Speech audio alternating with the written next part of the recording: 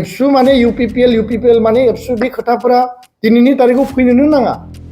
इसु भित्तिक मालाबा एबसुआ यूपीपीएलखौ मदद खालामदों बिनि मिनिङा बे नङा जे यूपीपीएल माने एबसु माने यूपीपीएल। एबसुआ जाबाय जातीय संगठन, एबसुआ जाबाय फरायसा आफाद, यूपीपीएलआ राजनीतिक दल,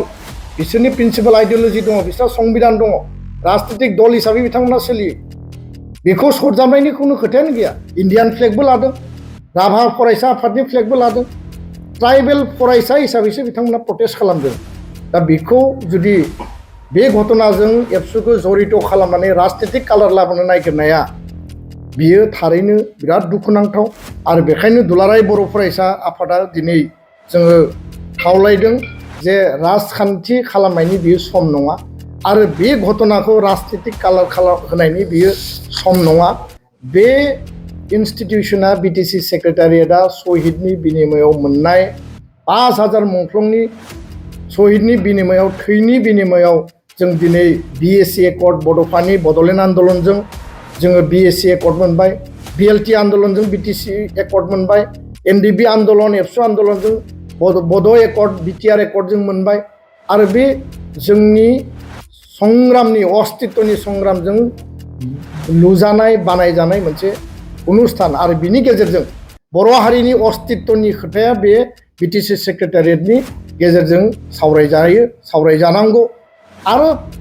36 लाख माने 35 लाख बीटीआरआव थानाय गासै जाति जनगोष्ठी 26टा जनगोष्ठीनि खोथा बाथ्रायाबो रायलायजानांगोन। बेयाव बयहाबो गावबा गावनि अधिकार मोननायनि खोथा दङ। खिन्थु अस्तित्वनि आन्दोलनखौ खालायदोंमोन सोर? बर' हारिया, बर' रायजो राजाया, बर' दल संगठना। आरो बे अस्तित्वनि संग्रामाव जोङो बेखौ दिनै मोनबाय। दा बेखौ माने आबेगाव जोंनि फरायसा फरायसुलिया बे गोरोन्थि खामानिखौ मावबाय। बे स्पन्टेनियास मोनसे रेलिमोन आरो बेयाव रावनिबो इन्स्टिगेसन, रावनिबो इनजेक्ट गैया। भबिष्यतआ मा जागोन? जोंनि एडमिसन, जोंनि रिक्रुटमेन्ट दा अल इन्डिया लेभेलावथ' दिनै जों जिखौ बुजिबाय एसटिआ मोनसेयानो। पाके प्रकारेबाबो मोनद' हारिखौ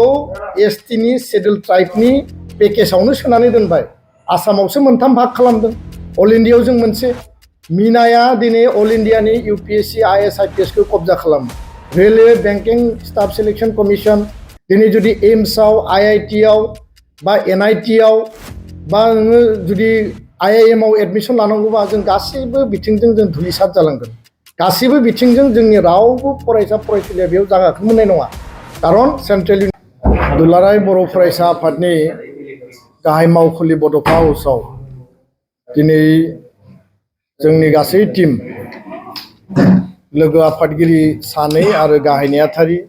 मिरु आफादा आथिखालाव सोलिबाय थानाय मोनद' हारिनि जि गोदानै शेड्युल ट्राइब एसटि थिसननायनि जि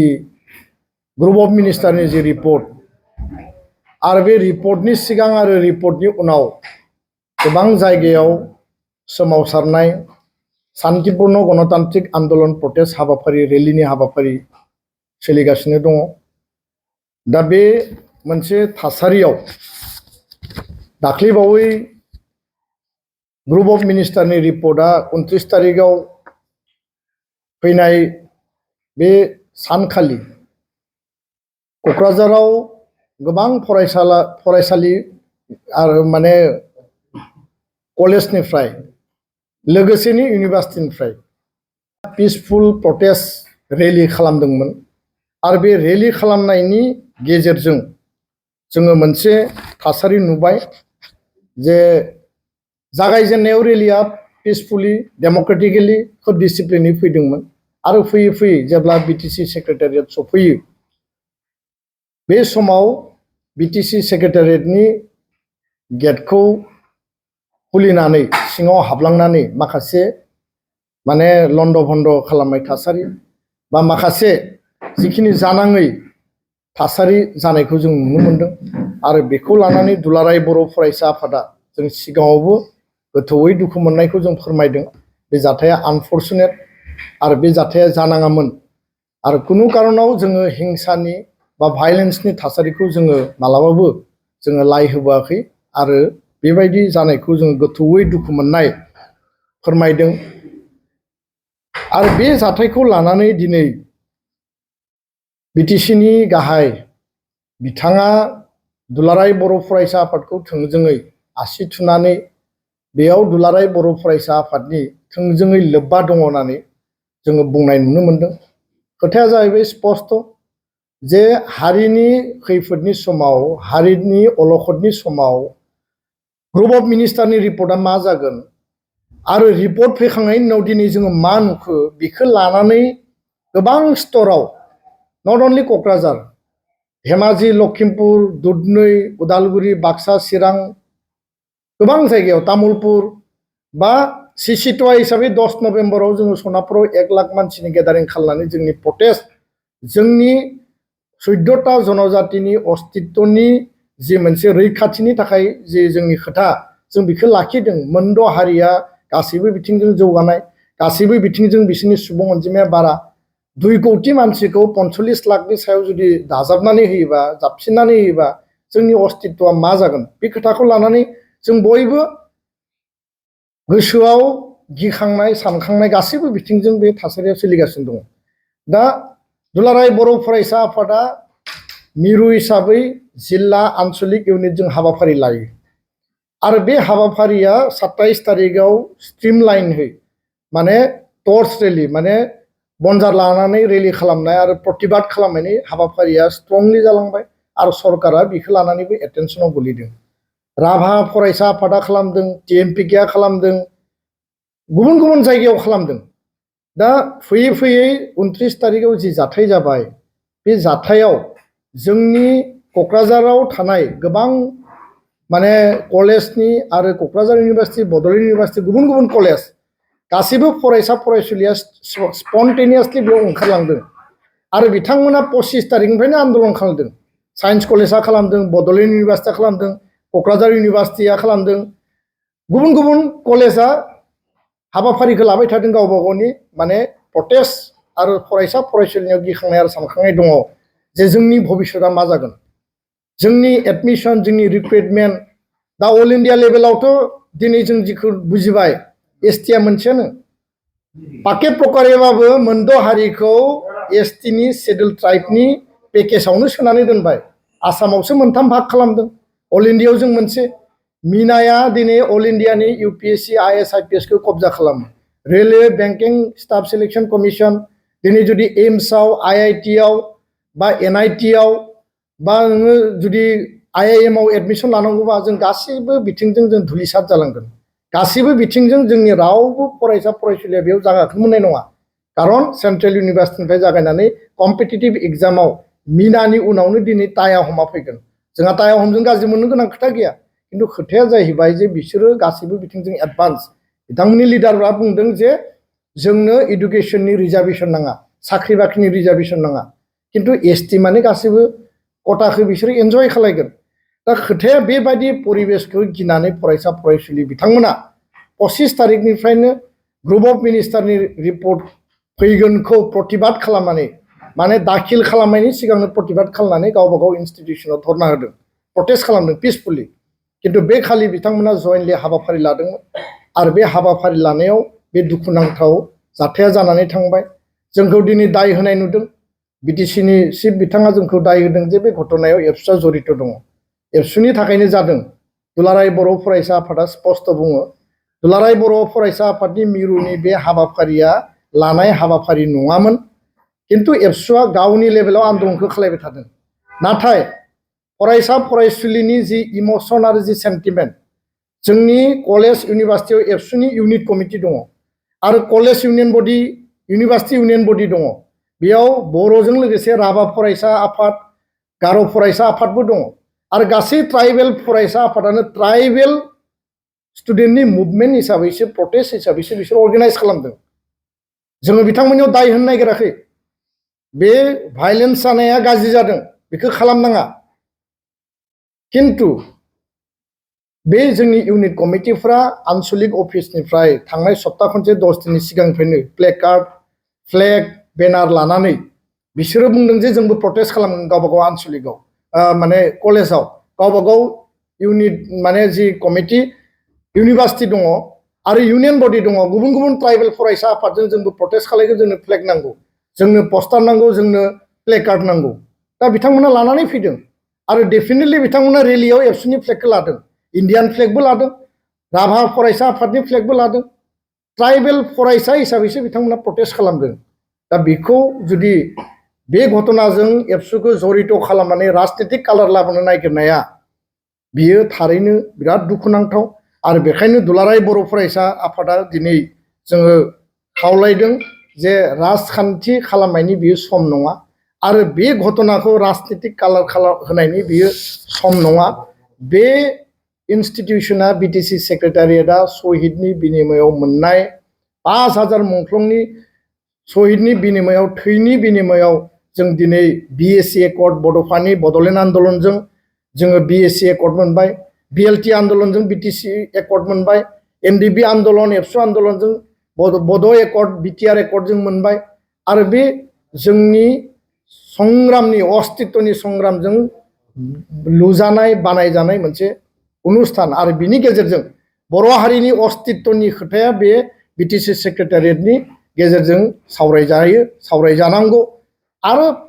36 लाख माने 35 लाख बिटिआरआव थानाय गासै जाति जनगोष्ठी 26टा जनगोष्ठीनि खोथा बाथ्रायाबो रायलायजानांगोन बेयाव बयहाबो गावबा गावनि अधिकार मोननायनि खोथा दङ किन्तु अस्तित्वनि आन्दोलनखौ खालायदोंमोन सोर बर' हारिया बर' रायजो राजाया बर' दल संगठना आरो बे अस्तित्वनि संग्रामाव जोङो बेखौ दिनै मोनबाय दा बेखौ माने आबेगाव जोंनि फरायसा फरायसुलिया बे गोरोन्थि खामानिखौ मावबाय बे स्पन्टेनियास मोनसे रेलिमोन आरो बेयाव रावनिबो इनस्टिगेसन रावनिबो इनजेक्ट गैया बेखौ लानानै दिनै राजनीतिक महलाव जि कालार फुननो नागिरदों बे थारैनो दुर्भाग्यजनक दुखुनांथाव आरो बे खोथाखौ जोङो स्पष्टयै बुङो एबसुआ बेबायदि गाज्रि इनस्टिगेट खालामनायनि जुदि 1% जुदि एभिडेन्स दङब्ला 1% जुदि बेबायदि तथ्य दङब्ला जोंनो हो आङो बेखौ प्रत्याबान खालामदों चेलेन्ज खालामदों दुलाराय बर' फरायसा आफादनिफ्राय आं रिजाइन लागोन आरो बे घटनाखौ जुदि जोङो खालामदोंब्ला जोंनि मायबा तथ्य दङब्ला जेलाव थांनो थाखाय रेडि जों एबसुनि मावथि बिबानगिरिफ्रा बेबायदि समाव राजखान्थि खालामनायनि थासारि खालामनाङामोन बे जोंनि थाखाय दुखुनांथाव बरन्स जोङो हाग्रामा महिलारि बिथांखौ थांनाय समाव जोङो खौसेथिनि थाखायसो खावलायबोदों खौसेथिनि थाखायसो जों रायलायबोदों आरो 2005 सनाव बिटिसि एकर्डनि उनाव मदद खालामनाय नंगौ माखासे समाव इसु भित्तिक इउपिपिएल दलखौ मदद खालामदों आरो 2005 सनावबो हाग्रामा महिलारिखौ जों मदद खालामदों दा एबसु माने इउपिपिएल माने एबसु बे खोथाफोरा दिनैनि तारिखाव फैनोनो नाङा इसु भित्तिक मालाबा एबसुआ इउपिपिएलखौ मदद खालामदों बिनि मिनिङा बे नङा जे इउपिपिएल माने एबसु माने इउपिपिएल एबसुआ जाबाय जातीय संगठन एबसुआ जाबाय फरायसा आफाद इउपिपिएलआ राजनीतिक दल बिसोरनि प्रिन्सिपाल आइडियोलजि दङ बिसोरहा संबिधान दङ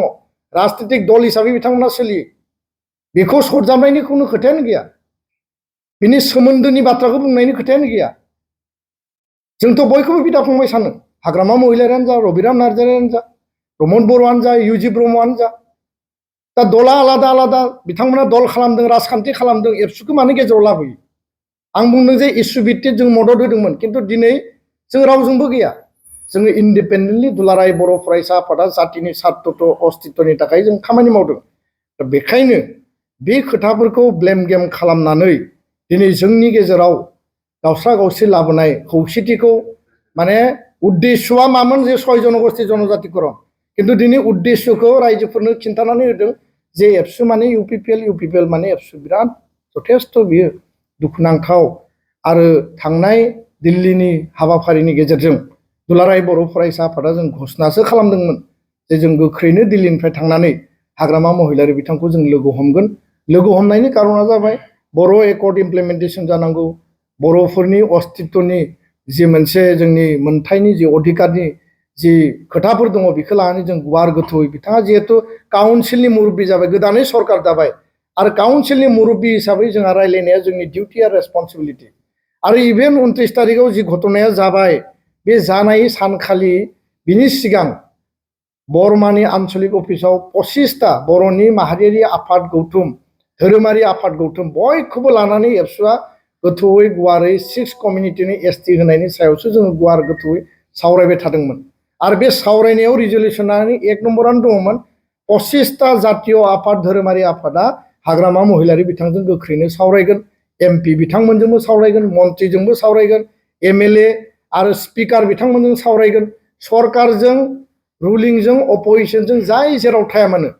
हारिनि खैफोद बा अलखदाव जों खौसे सावरायनानै बेखौ जों बोरै गाबथानो बे सावरायनायनिसो डिसिसन लादोंमोन बिथांखौ लोगो हमनो गोनांमोन खिन्थु बिथाङा दिनै जोंखौ आसि थुनानै दाय होनानै कालार फुननानै जेरैबायदि जोंखौ सावरायनो लामा पेसेज बानायनायखौ बन्द खालामना होनाय बायदि जेरै खालामबाय बे जोङो बिराद दुखु मोनदों आरो जों दिनैबो राजि बिथांजों सावरायनो थाखाय दिनैबो जों एग्रि बिथांजों सावरायनो थाखाय खारन अस्तित्वनि बे संकटआव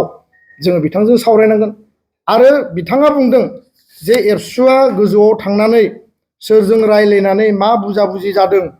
बेखौ आं मिथियो जोङो रावजोंबो जेबो बुजाबुजि जायाखै बुजाबुजि जानायनि खोथा गैया जोंनियावबो गोबां जोङो जातिनि खौसेथिनि अस्तित्वनि सार्थआव जों बुंनो गोनां समाव जों बुंगोन जोङो मोनसेल लक्ष्मन रेखा बोदों अल इन्डिया लेभेलाव कम्पिटिटिभ एग्जामाव इन्स्टिटिउसनाव रिक्रुटमेन्टआव एपइन्टमेन्टआव एडमिसनाव जोंथ' सेसखा धंस मिनानि उनाव टाया हमफैगोन राजबंशिफोराबो जौगानाय आपार आसामनिया मिडल आसामनिया दा बिसोरजोंथ' जों सेस सुतियाफोरजोंनो जा गुबुनजोंनो जा बिनि अनगायै आसामनि रिजार्भेसना मा जागोन पलिटिकेल रिजार्भेसन सिट रिजार्भेसना मा जागोन एसेम्ब्लि पार्लियामेन्ट बिटिसिआव आनडिभाइडेड गवालपाराया क'क्राझार चिराङा गोलैयो बेयाव 15टा बिटिसिनि एमसिएलए सिट फैयो मोनथाम एमएलएनि एसटि समष्टि फैयो आरो क'क्राझार एमपि समष्टिया एसटि समष्टि जोंहा राजबंशिजों सान्थालजों आदिबासिजों हिंसा जानो गोनां गैया बिथांमोना बिथांमोननि अधिकारनि बाथ्रा बुंदों अधिकार मोन्थों बिथांमोना गावनि खोथाखौ लाखिगोन बिटिसिआव बड'लेण्डआव गोबां कच राजबंशी सान्थाल आदिबासि दङ बिथांमोननि माने रैखाथिनि बिथांमोननि भबिष्यतनि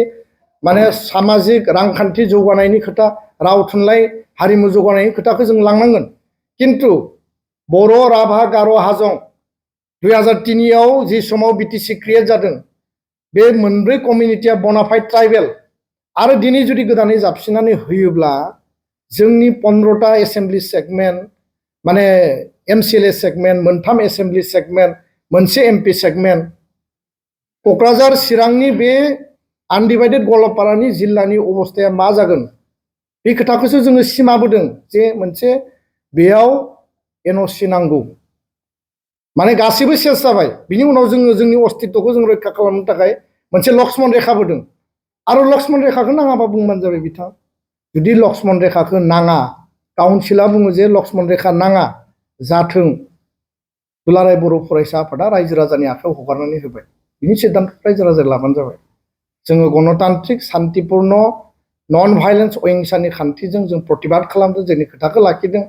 आरो जोङो जेराव बुंनांगौ बेयाव बुंदों जे नोंसोरथ' जोंखौ सेस खालामबाय एक नम्बर इन प्रिन्सिपल स्ट्रिक्टलि जोङो 6 जनगोष्ठी जनजातिखौ अपोज खालामो